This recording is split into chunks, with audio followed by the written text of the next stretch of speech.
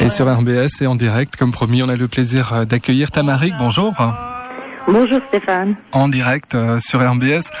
J'ai mis quelques notes là de American Trilogy. Ça fait partie des choses que vous ne pouvez plus entendre aujourd'hui. Non, j'aime beaucoup la musique américaine et je l'écoute toujours. Alors vous venez de faire paraître ce livre très drôle, on doit bien l'avouer. Ils sont fous ces Américains, présenté comme un guide de premier secours pour survivre aux États-Unis. C'est quand même très second degré, hein. C'est très second degré, mais j'ai voulu apporter une connaissance des États-Unis qui va au-delà des clichés. Alors vous avez connu effectivement les États-Unis pour y avoir vécu. Vous êtes franco-ukrainienne, donc avec un bagage européen, et le fait de débarquer comme ça aux États-Unis ne va pas sans quelques surprises, hein. C'est vrai, parce que c'est très très différent. Les États-Unis ne sont pas l'Europe.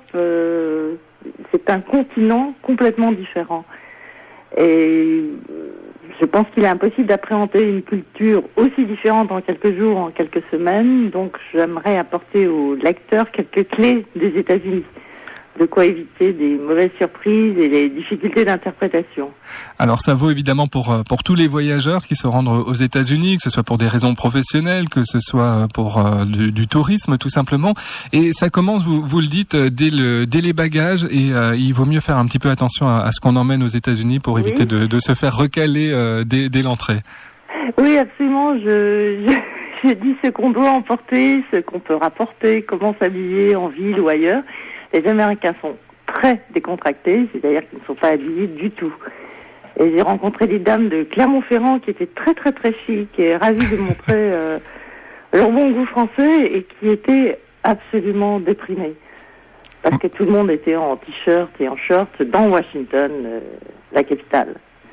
Alors évidemment, il y a deux uniformes, c'est-à-dire soit l'uniforme de ceux qui travaillent pour le gouvernement, alors c'est petite tailleur noire pour les femmes avec talons hauts, et pour les hommes c'est costume sombre, sans imagination, avec cravate et chemise blanche. Donc on est très décalé. Ensuite j'ai essayé d'expliquer le premier contact dans l'avion, vous preniez une compagnie aérienne américaine ou une française. Et comment passer la douane? Alors la douane était un vrai cauchemar parce que presque tout était interdit.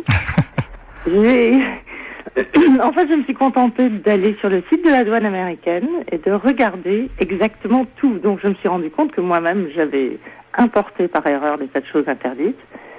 Je donne un petit truc pour les gens les Français qui vivent aux États-Unis et qui veulent se faire envoyer des colis avec des choses interdites, comme de la saucisse. Alors oui, vous dites qu'il faut les mettre dans un bocal et bien fermé hermétiquement, hein, pour que les chiens n'arrivent pas à les renifler. Eh bien non, c'est pas seulement ça. Mon père a trouvé un truc très malin. Il demandait à son charcutier de sceller les saucisses dans des boîtes de conserve. Il mettait une petite étiquette à la main avec pâté de grand-père. Parce que les conserves familiales sont autorisées. Alors effectivement, il faut même pas essayer de comprendre une certaine logique dans ce qui est autorisé ou ce qui est interdit, parce que parfois ça paraît complètement aberrant. Par exemple, oui. vous dites faut pas espérer rentrer avec des bottes en croco, par exemple. Ah non, bien sûr, c'est interdit. C'est interdit. Mais les bottes en alligator, on a le droit. Vous pouvez acheter de magnifiques bottes de western en alligator local. Alors, vaut mieux acheter effectivement local plutôt que de se faire bloquer à la douane. Oui, absolument. Le boa en plume, c'est aussi interdit. En fait, tout ce qui est poisson, oiseau, c'est interdit. Alors, l'incompréhension subsiste encore une fois qu'on a franchi cette barrière de la douane, et vous expliquez notamment quelque chose qui vous est véritablement arrivé. Vous êtes arrivé dans votre belle famille. On vous a montré où ne parlant pas un mot de français, personne. On vous a montré où se trouve le réfrigérateur, et après on vous a laissé finalement toute seule vous débrouiller.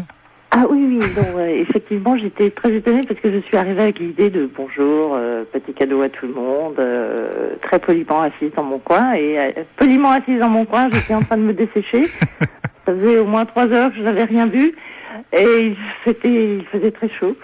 Et personne ne m'a rien offert à boire parce qu'il pensait tout simplement que j'allais me servir. Et pas même votre mari, hein, qui s'est lui-même servi une bière sans vous en proposer. Dès qu'il a passé la frontière, il s'est retrouvé très américain. Alors, c'est ce que j'explique, qui arrive aussi aux immigrés aux États-Unis, qui perdent visiblement très très vite leur culture de naissance. Oui, et qui acquiert très vite ce mode de vie américain. Oui, toujours en voiture, personne ne marche. Oui, voilà, c'est ça. Alors, à part effectivement à New York où il est de bon ton de marcher. C'est une exception. On peut pas, les États-Unis, c'est pas seulement Central Park ou Hollywood Boulevard, c'est vraiment tout le reste.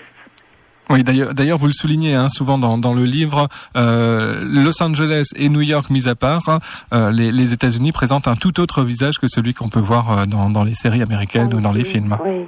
Alors, vous le disiez tout à l'heure, les gens ne marchent pas, et c'est même suspect de voir quelqu'un marcher dans la rue puisqu'il n'y a que les. Vous pouvez vous faire arrêter parce que vous marchez, bien sûr. Je promenais mon chien au Nevada, pratiquement en plein désert, et il y avait une petite route avec quelques maisons, et il y a un mec qui m'a regardé d'un air très soupçonneux, qui était en train de laver sa voiture, et il m'a dit, vous êtes qui vous? Au lieu de me dire bonjour. Alors je l'ai regardé très choqué, et je lui ai dit, vous êtes qui vous? Et il m'a dit, je suis le shérif. Bon. Et il m'a dit, qu'est-ce que vous faites? J'ai dit, je promène mon chien, c'est évident. Alors, ça, c'était la mauvaise réponse. Il ne faut pas faire d'humour. Les Américains n'ont aucun sens du second degré. Oui, ça vous le soulignez beaucoup. C'est peine perdue que d'essayer de faire des petits jeux de mots, des sous-entendus, des sarcasmes. Ce ne sont pas des Anglais. Les Américains ne sont pas des Européens qui vivent aux États-Unis. Ce sont des Américains. Ce sont des Américains avec leur mode de vie et leur façon de penser bien propre. Vous le disiez, tout le monde circule en voiture. Effectivement, les distances sont beaucoup plus grandes qu'en Europe. Énormes, oui.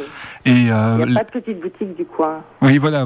Par exemple, ça sert à rien de chercher le petit arabe du coin. Vous le dites d'ailleurs. C'est ce que je dis. Ils ont des Coréens, mais ça c'est dans les grandes villes uniquement. C'est le petit Coréen du coin. Et puis sinon, il faut se rabattre sur les fameux malls. Uniquement ça. Et ça, c'est désolant parce que si on a l'habitude d'aller faire un petit tour en ville pour faire du lèche-vitrine, ça n'existe plus. Le lèche-vitrine a disparu totalement, sauf à New York, effectivement. Mais sinon, il faut aller dans les malls qui sont assez cauchemardesques, et qui sont gigantesques, et qui sont aussi dédiés à la voiture. Mais c'est un endroit où les gens âgés, par exemple, vont faire leur exercice de marche. Parce que il y a l'air conditionné. Et les Américains ne savent pas survivre sans l'air conditionné. Et parce que c'est un endroit où on peut marcher, effectivement. Et l'air conditionné, vous le dites, il faut s'y préparer à l'avance, parce que leur notion du chaud et du froid n'est pas forcément la même que pour nous. Non, vous êtes... moi, je claquais des dents dans les grandes surfaces en été, parce qu'il faisait vraiment très très très froid, alors que tout le monde autour de moi, très habitué, était toujours en t-shirt et en short, et en flip-flop.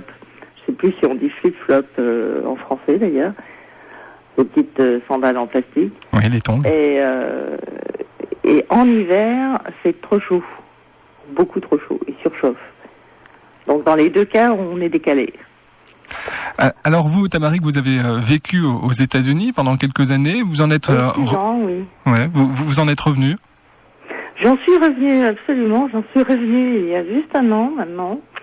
J'ai passé 6 mois à Paris et maintenant j'habite en Angleterre. J'ai rencontré un Anglais. Et les États-Unis ne vous manquent pas?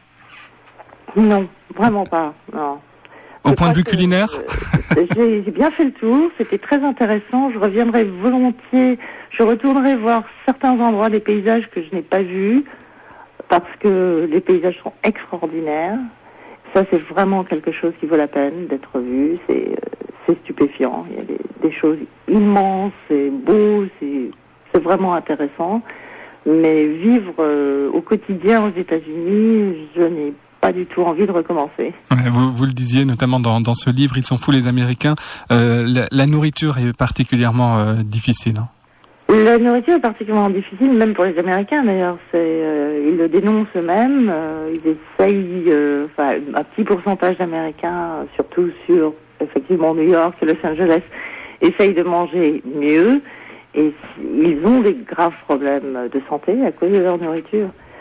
C'est pour ça que ils étaient très fâchés avec nous, je crois, récemment, parce que nous avons refusé leur bœuf aux hormones. Oui.